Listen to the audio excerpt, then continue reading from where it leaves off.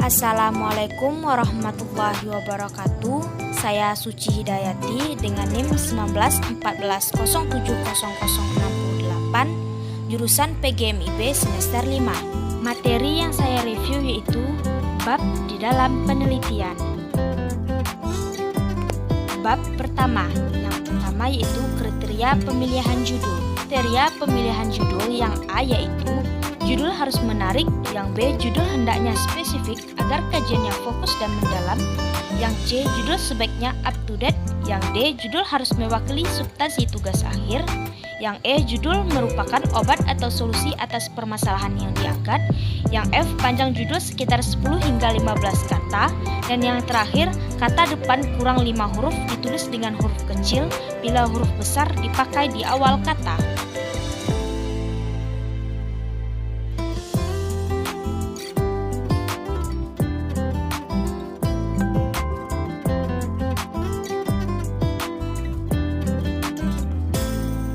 Yang kedua, masalah. Pengertian masalah didefinisikan sebagai suatu pernyataan tentang keadaan yang belum sesuai dengan yang diharapkan. Tentukan masalah dalam penelitian. Yang A, lihatlah masalah yang ada di sekitar. Yang B, mencari penelitian terdahulu yang dapat menyelesaikan masalah. Yang C, temukan masalah penelitian yang belum diselesaikan. Yang D, membuat kajian pustaka dan literatur dari yang telah dikumpulkan. Yang E, menuliskan masalah inti ke penelitian.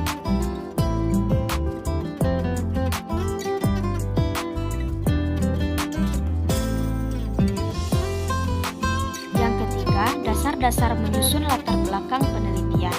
Penelitian filosofis melibatkan penggunaan mekanisme analisis intelektual untuk memperjelas makna, membuat nilai-nilai menjadi nyata, mengidentifikasi etika, dan studi tentang hakikat pengetahuan. 4. Langkah-langkah mengidentifikasi masalah dan masalah yang ada. Yang kedua, mengidentifikasi sumber permasalahan. Yang ketiga, menciptakan kalimat isu atau kalimat permasalahan problem statement yang menjelaskan permasalahan yang sudah diidentifikasi.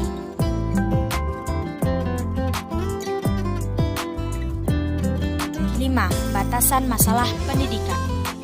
Batasan masalah adalah ruang lingkup masalah atau upaya pembatasi ruang lingkup masalah yang terlalu luas atau lebar sehingga penelitian itu lebih bisa fokus untuk dilakukan. Adapun fungsi dari batasan masalah yaitu membantu untuk mengidentifikasi masalah yang nantinya akan dibahas, menghasilkan suatu permasalahan yang akan diselesaikan, membatasi jangkauan proses yang nantinya akan dibahas, dan yang terakhir memfokuskan terhadap sebuah persoalan. 6. Rumusan masalah. Rumusan masalah deskriptif. Rumusan masalah deskriptif adalah rumusan yang menanyakan keberadaan variabel mandiri baik untuk satu variabel ataupun lebih dari suatu variabel. Rumusan masalah asosiatif adalah rumusan masalah yang mempertanyakan hubungan antara dua variabel atau lebih. Yang selanjutnya, rumusan masalah kooperatif. Kooperatif adalah rumusan masalah yang menanyakan perbandingan korelasi antara dua variabel atau lebih pada sampel atau populasi yang berbeda.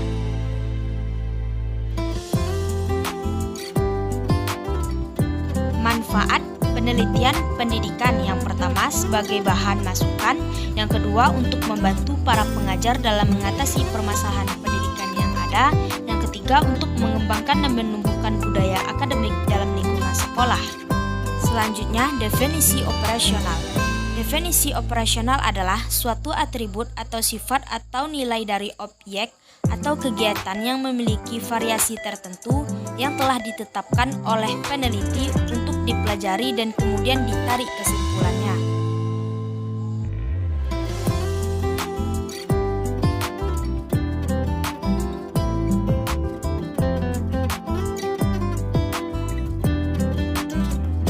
Bab 2. Kajian pustaka. Kajian pustaka adalah sebuah kegiatan mencari, membaca, dan menelaah laporan penelitian serta bahan pustaka yang berkaitan dengan penelitian yang akan dilakukan. Manfaat kajian teori pustaka. Yang pertama yaitu menguraikan dan mempertimbangkan variabel penelitian agar peneliti dapat dicapai. Yang kedua, memberikan batasan penelitian. Yang ketiga, memberikan acuan untuk penelitian. Dan yang terakhir itu memberikan dasar pemikiran kepada penelitian.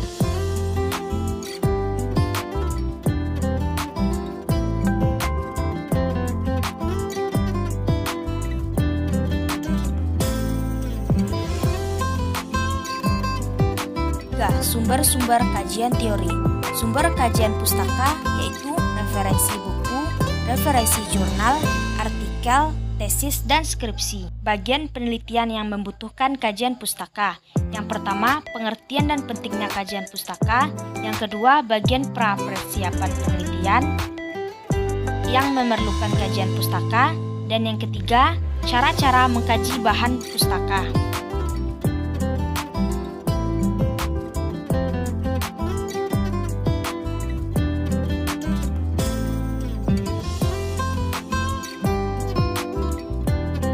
Cara mengkaji bahasa pustaka. Yang pertama yaitu klasifikasikan menurut bentuk. Yang kedua, klasifikasikan menurut isi. Yang keenam, tahap-tahap penyusunan kajian teori kajian pustaka. Yang A, memilih sumber pustaka. Yang B, menelusuri sumber pustaka. Yang C, membaca sumber pustaka. Yang D, mencatat hasil interpretasi pada hasil kajian pustaka. Yang E, menyajikan kajian pustaka.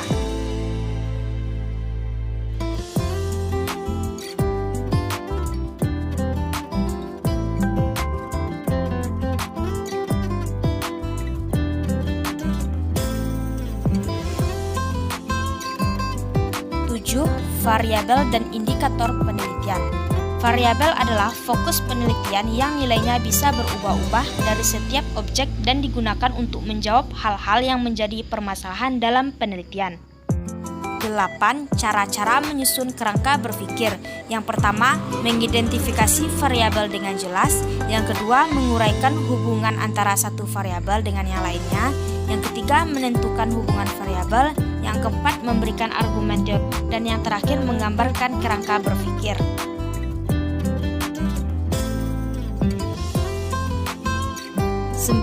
Penelitian relevan dan cara penulisannya. Penelitian relevan merupakan kajian mengenai penelitian terdahulu yang relevan atau mirip dengan penelitian yang akan kita ajukan. Membuat penelitian relevan, kita harus mencantumkan 3 sumber atau lebih referensi. Yang 10, hipotesis. Hipotesis adalah jawaban sementara mengenai suatu masalah yang dari sisi sifatnya yang masih praduga.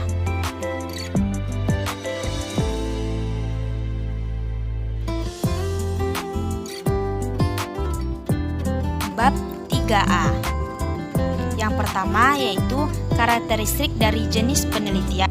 Nah, karakteristik penelitian R&D. Yang pertama, karakteristiknya dihasilkan sebuah produk untuk digunakan. Yang kedua, produk yang digunakan di lapangan. Yang ketiga, selama penelitian berlangsung, produk selalu divalidasi.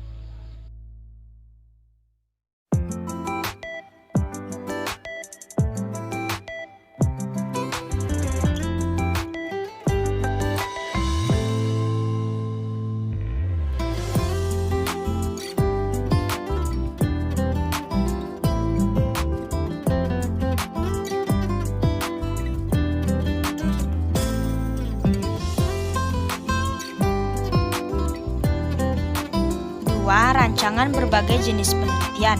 Yang pertama, metode deskriptif untuk menjelaskan keadaan. Yang kedua, metode eksperimental untuk meneliti.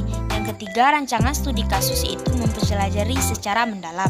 Populasi dan responden penelitian. Populasi adalah kumpulan besar individu atau objek yang merupakan fokus utama pada penelitian. Responden penelitian adalah orang yang dipanggil untuk menanggapi komunikasi yang dilakukan.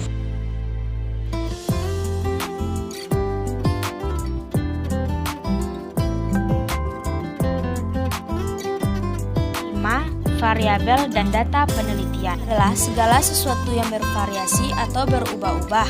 Data penelitian adalah bahan keterangan suatu objek penelitian yang diperoleh di lokasi penelitian. 6. Jenis dan sumber data. Jenis penelitian yaitu penelitian kuantitatif dan penelitian kuantitatif bersifat deskriptif. Sumber data dalam penelitian adalah sumber subjek dari mana data dapat diperoleh.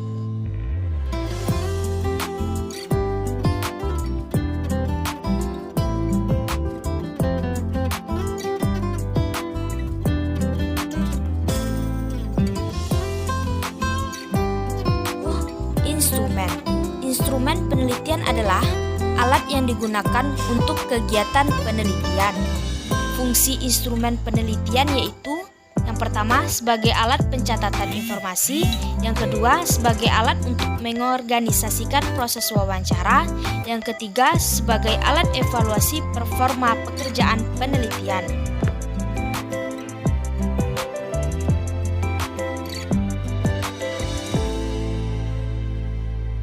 Bab 3B.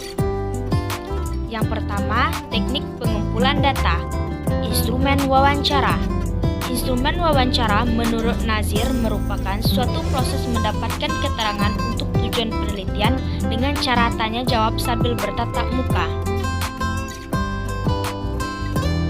2. Teknik pengolahan data secara statistik deskriptif. Data secara statistik sebagai berikut.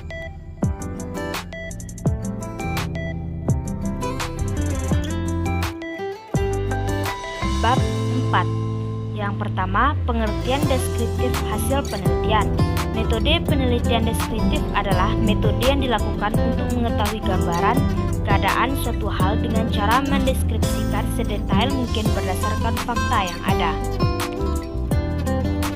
Tahap penelitian R&D. Yang pertama itu tahap definisi, yang kedua tahap desain, yang terakhir itu tahap develop yang mengembangkan media. Penelitian. Pembahasan merupakan pemikiran yang original oleh peneliti. Keempat, keterbatasan penelitian. Keterbatasan penelitian yaitu sebagai berikut.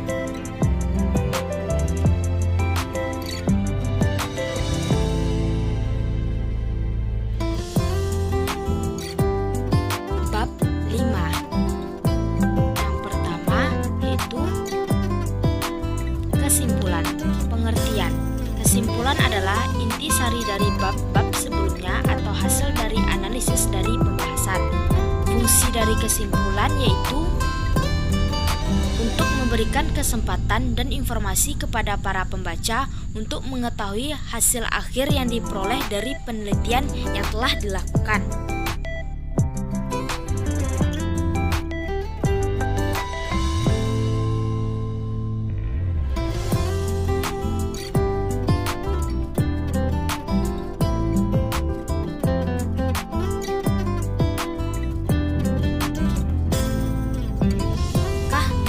Kesimpulan.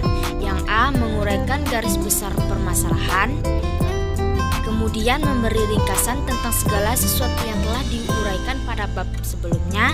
Yang B menggabungkan setiap kelompok data. Yang C menjelaskan mengenai arti dan akibat-akibat tertentu dari kesimpulan-kesimpulan itu secara teoretik maupun praktis.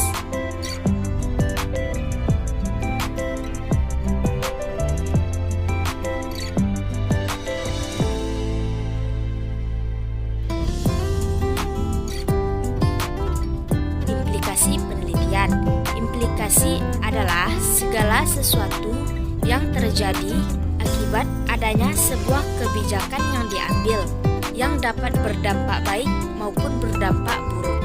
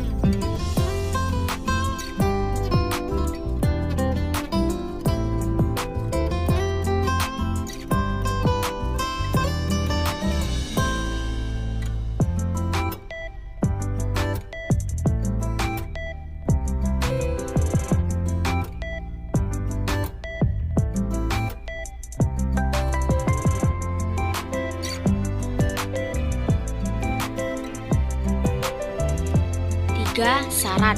Pengertian saran.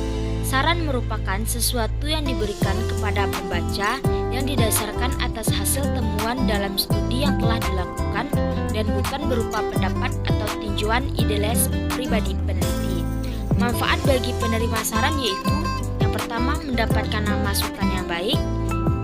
Yang kedua, merupakan bentuk dukungan dan motivasi yang diberikan oleh orang lain kepada penerima saran. Dan yang terakhir, saran yang diterima bisa menjadi bahan untuk memotivasi diri.